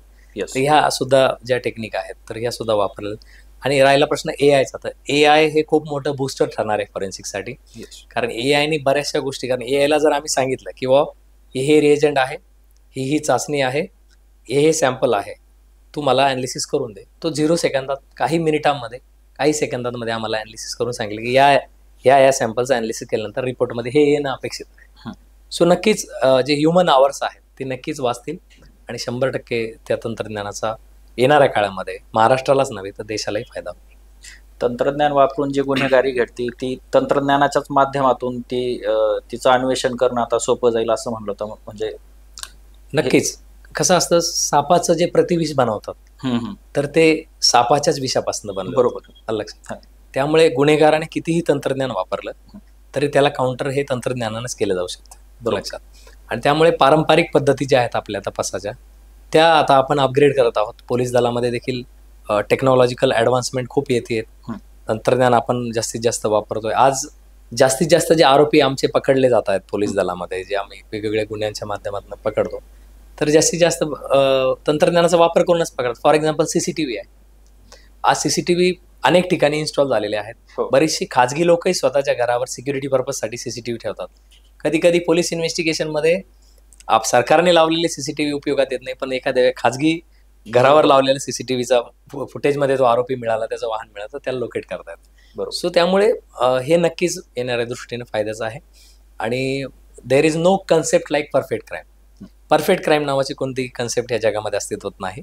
फक्त काय होतं की तपासादरम्यान काही चुका होतात, किंवा बऱ्याचदा ज्युडिशरीकडनं तो गुन्हा अंडरस्टँड करताना काही चुका होतात, किंवा कधी कधी मेडिकल ऑफिसरकडनं चुका होतात, कधी कधी फॉरेन्सिक लॅबकडनं चुका होतात. त्या एकत्रितपणे कुठे ना कुठे एक मिसकॉर्डिनेशन झाल्यामुळे आरोपीला त्याचा फायदा होतो. पण हे चारही डिपार्टमेंट जर टँडमली इनकनेक्टेड राहून जर प्रॉपर करू शकले तर आय थिंक एकही आरोपी गजाआड गेल्याशिवाय राहणार नाही. सगळे आरोपी त्या ठिकाणी कन्व्हिक्ट होतील आणि शिक्षेपर्यंत जातील. निश्चित पोलीस तपासामध्ये फॉरेन्सिक महत्त्वाची भूमिका निभावतं, पण कायद्याच्या चौकटीमध्ये फॉरेन्सिकच्या तपासाला म्हणजे किती वेटेज आहे, किंवा त्याचं जे म्हणजे काय म्हणू शकतो आपण त्याला, निर्दोषत्व किती प्रमाणामध्ये कोर्ट ते ऐकतं. आता फॉरेन्सिक एव्हिडन्स जो आहे त्याला पूर्वी फक्त आपल्याला जो जुना इंडियन एव्हिडन्स ॲक्ट होता, भारतीय साक्ष अधिनियम, आता जो BSA झालेला आहे, पुरा जुना तो भारतीय पुरावा कायदा होता. तर त्यामध्ये काय होतं की सेक्शन 45 होतं इंडियन एव्हिडन्स ॲक्टमध्ये, त्यामध्ये तज्ज्ञाची व्याख्या दिली, पण ती तज्ज्ञाची व्याख्या काही सफिशियंट नव्हती. आता काय झालं, भारतीय साक्ष अधिनियममध्ये कलम 39 आला, म्हणजे जुनं इंडियन एव्हिडन्स ॲक्ट 45 होता, आता 39 मध्ये त्यांनी एक्सपर्टची व्याख्या दिलेली आहे. आणि त्यामध्ये हस्ताक्षरात पारंगत असणारा एखादा व्यक्ती, फॉरेन कायद्यामध्ये पारंगत असणारा एखादा व्यक्ती, विशेष तंत्रज्ञानामध्ये पारंगत असणारा व्यक्ती, डिजिटल एव्हिडन्समध्ये पारंगत असणारा व्यक्ती, आणि कोर्टाला अपरिचित असणाऱ्या कायद्यामध्ये पारंगत असणारा व्यक्ती, आणि सगळ्यात महत्त्वाचं म्हणजे एनी अदर फील्ड हा त्यांनी त्यामध्ये एक क्लॉज टाकलेला आहे. ते एनी अदर फील्डमुळे काय झालं की कुठलाही व्यक्ती जो त्या त्या क्षेत्रामध्ये त्याचं नॉलेज आहे आणि त्याचा तुम्ही एक पुरावा घेत असाल किंवा तो जर साक्षीत असेल, so he or she also can be termed as A expert. तर ही त्याची व्याप्ती वाढवली, त्यामुळे फॉरेन्सिक सायन्सला इथं महत्त्व प्राप्त झालं. दुसरं जे आता महत्त्वाचं त्यात गेम चेंजर जी सुधारणा झाली ती झाली BNSS मध्ये, म्हणजे भारतीय नागरी सुरक्षा संहिता ज्याला आपण म्हणतो, जे जुना CRPC होता, त्याच्या 176 पोटकलम 3 मध्ये अशी सुधारणा झालेली आहे की 7 वर्षापेक्षा जास्त शिक्षा असणारा कुठलाही गुन्हा असेल तर त्यामध्ये घटनास्थळावर फॉरेन्सिक टीमची भेट ही अनिवार्य झालेली आहे. अनिवार्य, कंपल्सरी आहे. ओके. 7 वर्षापेक्षा कुठलाही गुन्हा असेल ज्याच्यामध्ये जास्त शिक्षा आहे तर त्यामध्ये फॉरेन्सिक टीमला त्या घटनास्थळावर येणंच आहे, तिथलं सगळं evidence collection, packing, ceiling, labelling हे करणंच आहे. तर त्यामुळे काय झालं की आधी CRPC मध्ये याचा उल्लेख नव्हता फॉरेन्सिकचा, त्यामुळे घटनास्थळावर फॉरेन्सिक टीम बोलवायची की नाही बोलवायची, ती येतील की नाही येतील ते बऱ्याचदा, कारण फॉरेन्सिक लॅबवरती आपल्या महाराष्ट्रात सध्या प्रचंड वर्कलोड आहे, एवढ्या केसेस पेंडिंग आहेत, तर वर्कलोड त्यांच्याकडे, ते खूप कष्टाने त्या केसेस निकाली काढतायत, आता भरपूर मेहनत घेत आहेत. परंतु ज्यावेळेस तो व्यक्ती क्राईम सीनला व्हिजिटला जातो तर त्याचं काम कुणी करायचं, कारण ती पेंडन्सी जी आहे, केसेस त्यांच्याकडे येतच आहे, रोज वाढतच आहे. मग त्यामुळे कुठेतरी त्यांच्यावरती तो ताण यायचा. परंतु आता जी लिगल प्रोव्हिजन जी झाली 176(3) मध्ये, तर त्यामुळे आता शासनाला 5 वर्षाचा रिलॅक्सेशन पिरियड दिलेला आहे की 5 वर्षामध्ये आपण हे फॉरेन्सिक एक्सपर्ट जे आहेत तर ते उपलब्ध करावेत किंवा त्यांची पदनिर्मिती करून ते भरून घ्यावेत, जेणेकरून येणाऱ्या भविष्यामध्ये हा प्रॉब्लेम सॉल्व्ह होईल आणि प्रत्येक 7 वर्षापेक्षा जास्त शिक्षा असणाऱ्या गुन्ह्यावरती फॉरेन्सिक व्हिजिट ही होईल आणि त्या ठिकाणी पूर्ण सायंटिफिक काम जे आहेत घटनास्थळाच्या अनुषंगाने केलं जाईल आणि एरर फ्री इन्व्हेस्टिगेशन जे आहे तर ते होईल आणि सर्वसामान्य जो पीडित व्यक्ती आहे त्याला आपण न्याय देऊ शकू. सर, फॉरेन्सिकचा जो रिपोर्ट असतो त्याला तज्ज्ञांचा अहवाल असं म्हटलं जातं, तर यामागे काय कारण आहे? फॉरेन्सिकचं जे ॲनालिसिस आहे तर हे सर्वमान्य आहे. यामध्ये असं मला वाटलं म्हणून मी काहीतरी एखादी टेस्ट तयार केली मी करतोय असं नाही. तर हे याचे अनेक दिग्गज जे सायंटिस्ट आहेत तर त्यांनी पूर्ण त्यांचं आयुष्यपणाला लावून यामध्ये रिसर्च करून ह्या पद्धती तयार केलेल्या आहेत आणि त्यामुळे त्यानं केलेलं ॲनालिसिस, इवन तो व्यक्ती जो फॉरेन्सिक तज्ज्ञ म्हणून काम करतो किंवा सहाय्यक रासायनिक विश्लेषक म्हणून जो व्यक्ती फॉरेन्सिक लॅबमध्ये जॉईन होतो तर तो क्वालिफाईड असतो, अनुभवी असतो आणि तो वारंवार तेच काम परत करत जाऊन त्याला त्यामध्ये मास्टरी येते. बरोबर.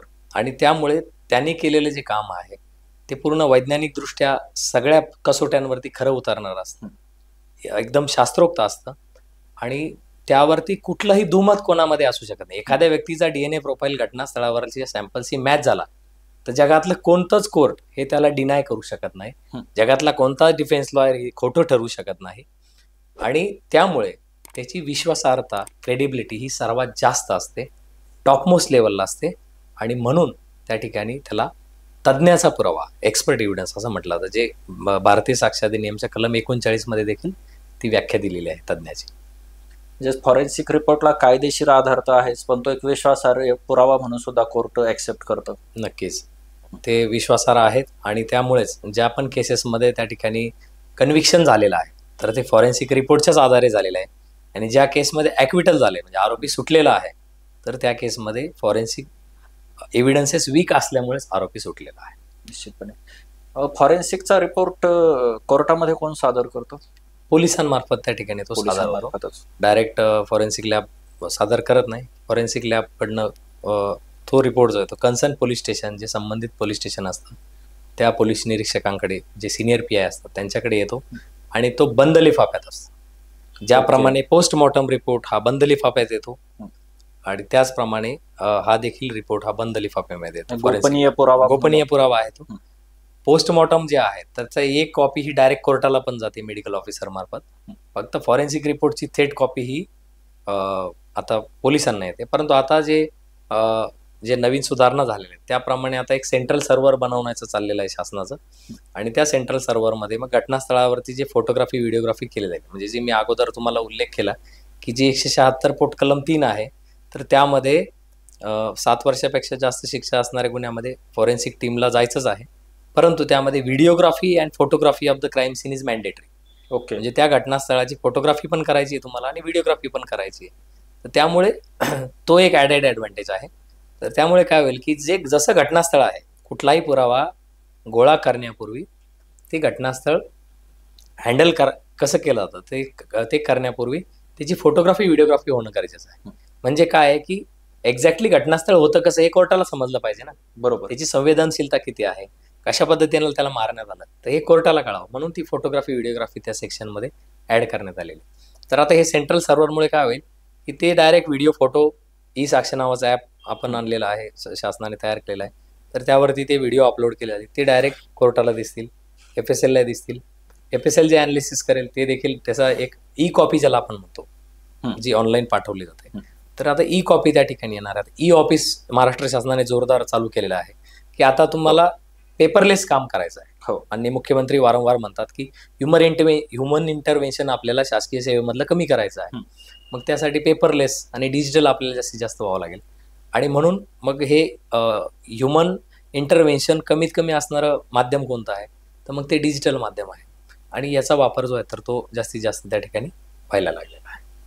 एक मगाशी तुम्ही उल्लेख केला 7 वर्षांपेक्षा जास्त शिक्षा ज्या प्रकरणांमध्ये आहे, अशा क्राईम सीनवरती फॉरेन्सिकचं असणं बंधनकारक आहे.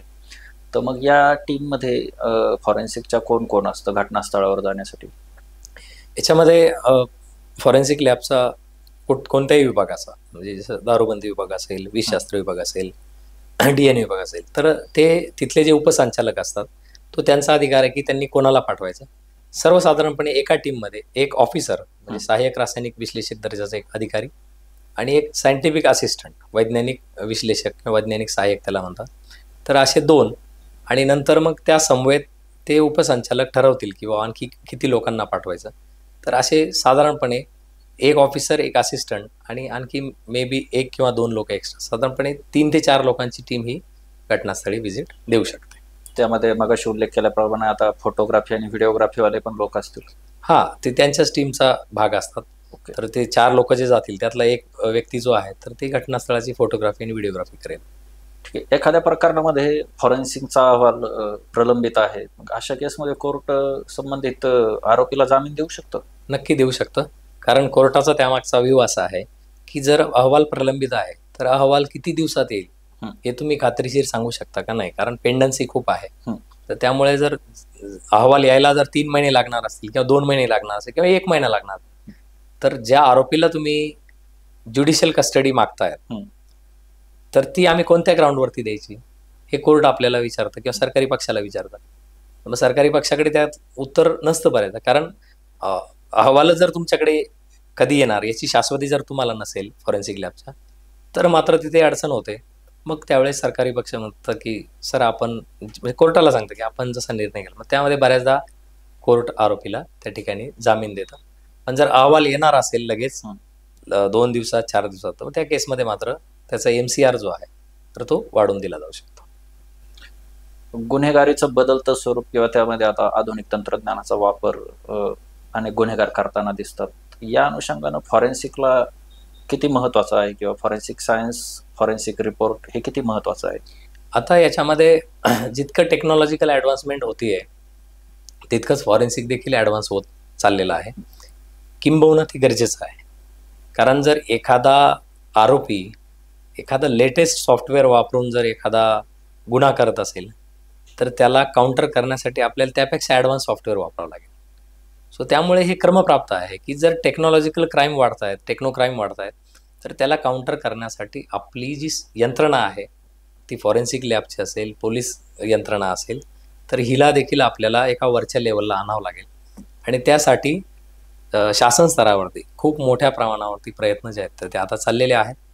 आणि विद्यमान आपले देशाचे गृहमंत्री असतील किंवा राज्याचे विद्यमान मुख्यमंत्री असतील तर यांना फॉरेन्सिक सायन्सची खूप चांगली समज आहे, कारण आपल्याच कायद्यामध्ये ज्या सुधारणा झाल्या तर त्यामध्ये केंद्रीय गृहमंत्री जे आहेत आपले माननीय अमित भाई शाह, तर यांनी फार एक मोठा निर्णय त्यात घेतला की अनेक जे मोठे मोठे पॅनलिस्ट होते, लॉचे जे ज्येष्ठ तज्ज्ञ होते, त्यांच्या समित्या बनवून त्यांना तो कायद्याचा अभ्यास करायला लावला आणि त्यांनी मग ज्या सुधारणा दिल्या त्या सुधारणा आपण ॲक्सेप्ट करून हे त्यामध्ये चेंजेस केले. तर हे जो 176(3)चा जो आमूलाग्र बदल झाला, जो आजपर्यंत झालेला नव्हता, तर तो त्यामुळे झाला. आणि आपले मुख्यमंत्री वारंवार याचा उल्लेख करत आहेत की आपल्याला गुन्हासिद्धी प्रमाण हे वाढवायचं आहे आपल्या राज्याचं, आणि आपल्याला क्रमांक 1ला न्यायचं आहे गुन्हासिद्धी प्रमाणामध्ये आपल्या राज्याला. तर त्यासाठी टेक्नॉलॉजिकल ॲडव्हान्समेंट ही गरजेचीच आहे आणि योग्य ती पावलं शासन स्तरावर त्यासाठी उचलली जातात. फॉरेन्सिकमुळे निश्चितच न्यायव्यवस्थेवरचा विश्वास वाढेल जनतेमध्ये. 100% वाढेल. आणि अलीकडे त्याची अनेक उदाहरणं तुम्हाला बघायलाही मिळत असतील की ज्या केसमध्ये आरोपी शुअर शॉट सुटणार होता, तर त्या केसमध्ये फॉरेन्सिक एव्हिडन्सच्या आधारे त्या आरोपीला त्या ठिकाणी शिक्षा झाली. म्हणजे मी एक उदाहरण दाखल आपल्याला सांगू शकतो की जेसिका लाल हत्याकांड आपल्या सगळ्यांना माहीत आहे की जेसिका लाल नावाची एक बार डान्सर होती आणि मनु शर्मा नावाचा एक काँग्रेसच्या तत्कालीन मोठ्या लीडरचा एक मुलगा, तर तो तिच्याशी सलगी करण्याचा प्रयत्न करायचा नेहमी. एक दिवस तिला चीड आली म्हणून तिने त्याला दूर ढकललं. मग त्या रागाच्या भरात त्याने पिस्टल उचललं आणि तिथं शूट केलं तिला. तर त्यामध्ये बारचा मॅनेजर पकडून एकूण 63 आय विटनेस होते, तरी एकही व्यक्ती समोर साक्ष द्यायला येत नव्हता. पोलिसांनी ते पिस्टल जप्त केलं, ती फायर्ड बुलेट जप्त केली. ती त्या ठिकाणी स्पॉटवरतीच डेथ झालेली होती. त्यानंतर तिला हॉस्पिटलाइज केलं, तिचं PM झालं. आणि ज्यावेळेस कोर्टात खटला सुरू झाला तर फॉरेन्सिक रिपोर्ट आल्यानंतर फॉरेन्सिक रिपोर्टमध्ये पहिला फॉरेन्सिक रिपोर्ट असा आला की ही बुलेट या प्रकारच्या वेपनसाठी वापरली जाते, परंतु याच वेपनमधनं ही बुलेट फायर झालेली आहे हे खात्रीशीर सांगता येत नाही. आज थोडासा ट्विस्टिंग रिपोर्ट त्या दिल्ली FSLच्या असिस्टंट डायरेक्टरने दिला, बॅलिस्टिक डिव्हिजनच्या अग्निशस्त्र विभागात. मग कोर्टाने त्याला क्रॉस केलं. असा रिपोर्ट कसा असू शकतो की बुलेट त्या वेपनसाठी वापरले जाते पण त्या वेपनमधनं फायर झाली नाही, हे तुम्ही कशावरनं सांगू शकता? ते आम्ही बुलेटचं एक्झामिनेशन केलं. ते म्हणे तुम्ही बुलेटचं एक्झामिनेशन केलं पण त्या वेपनचं एक्झामिनेशन केलंय, बरोबर, तो जो पिस्टल होता. ते म्हणे नाही. तर मग असं तुम्ही हाफ ॲनालिसिसवरती कसं सांगू शकता? मग कोर्टाने काय केलं त्या केसमध्ये, त्या फॉरेन्सिक तज्ज्ञाला जे असिस्टंट डायरेक्टर होतं त्यांना 5 वर्षासाठी सस्पेंड करण्याचे आदेश दिले. बापरे. आणि त्यांची प्राथमिक चौकशी करण्याचे आदेश तिथल्या संचालकांना दिले. आणि नंतर त्या बुलेटचं आणि त्या वेपनचं एक्झामिनेशन करण्याचे आदेश. ओके. त्यावेळेस एक्झामिनेशन झालं. एक्झामिनेशन नंतर मग त्यांनी बॅरल एक्झामिनेशन केलं. बॅरल म्हणजे काय असतो की जो कुठलाही वेपन असतात त्याची जी नळी असते त्याला बॅरल म्हणतो. तर ते बॅरलमध्ये ज्यावेळेस एखादा वेपन फायर केला होतो, बुलेट फायर होते, तर आतमध्ये गन पावडर असते, म्हणजे जे मेन त्यातला घटक असतो, जसं पोटॅशियम नायट्रेट, चारकोल, सल्फर हे त्यातले मुख्य स्फोटक पदार्थ असतात कुठल्याही गन पावडरमध्ये. त्याचे बारीक बारीक कण त्या बॅरलमध्ये असतात. मग ते कलेक्ट केले जातात आणि जी फायर्ड बुलेट आहे म्हणजे जी घटनास्थळी आपल्याला मिळालेली आहे त्यातले गन पावडरचे कण देखील हेच असतात, पोटॅशियम नायट्रेट, चारकोल, सल्फर. हे दोन्ही मॅच केले तर त्यावरनं समजतं की याच बॅरलमधनं ही बुलेट किंवा याच वेपनमधनं ही बुलेट फायर झालेली आहे. आणि ते सहजपणे त्या ठिकाणी समजतं. मग दुसरे जे तज्ज्ञ होते त्यांनी तो तशा पद्धतीने अहवाल दिला. मग कोर्टात तो अहवाल आला, त्यावरनं ती बुलेट मनु शर्माच्याच वेपनमधनं फायर झाली होती हे प्रूव्ह झालं. आणि मग मीन व्हाईल काय झालं की ज्यावेळेस पहिला असा रिपोर्ट आला की यातनं ही फायर झालेली नाही पण ही बुलेट या प्रकारच्या वेपनसाठी आहे, ती केस लढत होती राम जेठमलानी. ओके. आता त्या माणसाचं काही वेगळं इंट्रोडक्शन देण्याची तुम्हाला आवश्यक आहे. त्यांनी त्याचा डिफेन्स कसा घेतला, एक हुशार डिफेन्स लॉयर कसा डिफेन्स घेतो हे पण आपल्याला या केसमध्ये बघायला मिळतं.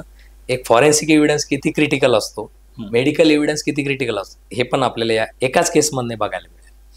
आता त्यांनी डिफेन्स घेताना काय घेतला की त्या बारला 4 विंडो आहेत आणि 4ही विंडो ह्या घटनास्थळ ज्यावेळेस घटना घडली 4ही विंडो ह्या ओपन होत्या. जर फॉरेन्सिक रिपोर्ट सांगतोय की माझ्या क्लायंटच्या वेपनमधनं ती फायर झालेली नाही, इट मीन्स की त्या ओपन विंडो ज्या 4 आहेत त्या 4 विंडोमधनं कुठूनही हा फायर होऊ शकतो आणि ती जेसिका लाल त्यातनं मिलेली असेल. बरोबर. हा डिफेन्स टेक्निकली करेक्ट होता. मग यामध्ये एक मुद्दा येतो डायरेक्शन ऑफ फायर, की कोणत्या दिशेने फायर. यात मग मेडिकल एव्हिडन्स जो आहे तो महत्वाचा ठरला. मग ज्या डॉक्टरांनी ते PM केलं त्यांनी सरळ सांगितलं की एंट्री वुंड आणि exit wound are in linear direction, म्हणजे गोळी प्रवेशाची जखम आणि गोळी बाहेर पडल्याची जखम हे दोन्ही एका रेषेत आहेत. याचा अर्थ काय की फायर करणारे समोरून फायर केलं, त्यामुळं इथनं बुलेट घुसली आणि पाठीमागनं ती निघाली, ते एका सरळ रेषेत आली. मग त्यामुळे काय झालं की इतर कुठूनही फायर होऊ शकतो हा मुद्दा खोडला गेला. बरोबर. तर हे ते वैद्यकीय अधिकाऱ्यांनी साक्ष दिली. त्याच्यानंतर जो दुसरा फॉरेन्सिक रिपोर्ट आला तर त्या फॉरेन्सिक रिपोर्टने सांगितलं की ह्याच बॅरल म्हणजे ह्याच वेपनमधनं ती बुलेट फायर झालेली आहे. हे 2 गोष्टी प्रूव्ह झाल्या. कॉन्क्रीट एव्हिडन्स ज्याला आपण तुम्ही जे म्हणलं तज्ज्ञाचा अहवाल हा एकदम परफेक्ट आहे, याला नोबडी कॅन डिनाय. आणि मग जे बाकीचे साक्षीदार होते म्हणजे तो मॅनेजर असेल किंवा इतर लोक असतील, मग ते लोक हळूहळू समोर यायला लागले की नाही. मग त्यांनी सांगितलं मी इथं उभा होतो, जेसिका लाल तिथं नाचत होती, मग तिथून त्याने फायर केला. आणि मग असे एक एक एक एक लोकांनी साक्ष दिली आणि नंतर मनू शर्माला त्या केसमध्ये जन्मठेप लागली. आता तो जन्मठेप बघून बाहेर आलेला आहे, परंतु त्याला त्या केसमध्ये जन्मठेप लागली. तर हे इतकं क्रिटिकल हा फॉरेन्सिक एव्हिडन्स असू शकतो हे या केस स्टडीमधनं आपल्याला लक्षात येईल. फॉरेन्सिक सायन्सच्या अनुसार एखाद्या व्यक्तीची ओळख पटवण्याचा सगळ्यात खात्रीशीर मार्ग कोणता? DNA profiling. आणि यामध्ये एक इंटरेस्टिंग गोष्ट अशी आहे आणखी की एक अशी मेडिकल कंडिशन आहे किंवा बायोलॉजिकल कंडिशन आहे की जिथे 2 DNA 100% मॅच होतात. मी अगोदर सांगितलं की 100% मॅच होत नाही, पण एक कंडिशन आहे. ओके. मोनोझायगोटिक ट्विन्स म्हणजे एक बीज जुळे, जे एकाच बीजातनं 2 जुळे तयार झालेले हा. आहेत. जुळ्यामध्ये 2 प्रकार आहेत, मोनोझायगोटिक आणि डायझायगोटिक. हो. 2 बीजांड एकत्र येऊन ते तयार होतं, त्याला डायझायगोटिक म्हणतात. 2 बीज एकत्र येऊन एकाच बीजातनं ज्यावेळेस ते तयार होतात तर त्याला मोनोझायगोटिक असं म्हणतात. तर मोनोझायगोटिक ट्विन्स म्हणजे एक बीज जुळे हे जर असतील तर त्यांचा DNA मात्र 100% मॅच होतो. पण यामध्ये मग आपल्याला जे इतर सर्कमस्टॅन्शियल एव्हिडन्स असतात म्हणजे घटनास्थळी मिळणारे जे पुरावे, परिस्थितीजन्य जे पुरावे आहेत, तर याचा आधार घ्यावा लागतो. आणि त्या आधारे मग जो खरा ज्याने गुन्हा केलेला असेल तर त्याला आपण शिक्षेपर्यंत पोहोचू शकतो. पण नक्कीच इतर कुठले, आता असं जनरली कुठल्याच केसमध्ये आतापर्यंत घडलेलं नाही की 2 मोनोझायगोटिक ट्विन्स एखाद्या केसमध्ये आरोपी आहेत किंवा एक आरोपी आहे आणि मग दुसऱ्याला शिक्षा झाली, असं आतापर्यंत झालेलं नाही. कारण कायदा पण त्या गोष्टीला मानत नाही की निर्दोष व्यक्तीला आपण शिक्षा देत नाही. 1000 आरोपी सुटले चालेल पण एक निष्पापाला आपण शिक्षा देत नाही. त्यामुळे असं कधी घडलेलं नाही. परंतु असं घडलं तरी इतर पुरावे आपल्याला बघावे लागतील. आणि राहिली दुसरी बाजू, तर खात्रीशीर व्यक्तीची पर्सनल आयडेंटिफिकेशन म्हणजे व्यक्तीची ओळख पटवण्यासाठी जर कुठला एक वैज्ञानिक आधार असेल किंवा एक सायंटिफिक पद्धत असेल तर ती DNA प्रोफाइलिंग आहे. ओके सर, शेवटचा प्रश्न आहे.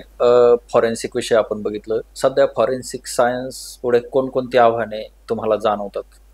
फॉरेन्सिक सायन्सचा अल्टिमेट पर्पज जो आहे तो आहे न्यायदान देणं, न्यायदानाच्या प्रक्रियेला मदत करणं. तर यामध्ये जर आपण 4 मुख्य संस्था आपल्या पकडल्या, एक मेडिकल प्रोफेशन, जो डॉक्टर त्या व्यक्तीचं पोस्टमॉर्टम करणार आहे, जो त्याचं मृत्यूचं कारण सांगणार आहे किंवा जो मृत्यूची वेळ सांगणार आहे किंवा त्याला झालेल्या जखमा या कोणत्या प्रकारच्या आहेत, कोणत्या प्रकारच्या हत्याराने होऊ शकतात हे सांगणार आहे. हा एक महत्त्वाचा भाग आहे.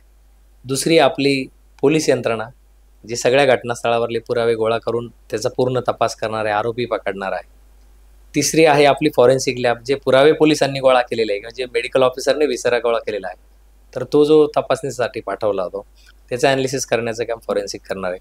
आणि या वरती सगळ्यात आहे तुमची सुप्रीम व्यवस्था म्हणजे न्याय व्यवस्था. तर या सगळ्या ॲनालिसिसला त्यांच्यासमोर जो सरकारी पक्ष ठेवेल त्याला मग प्रतिदावे प्रतिदावे होईल, त्याच्यावरती क्रॉस होईल.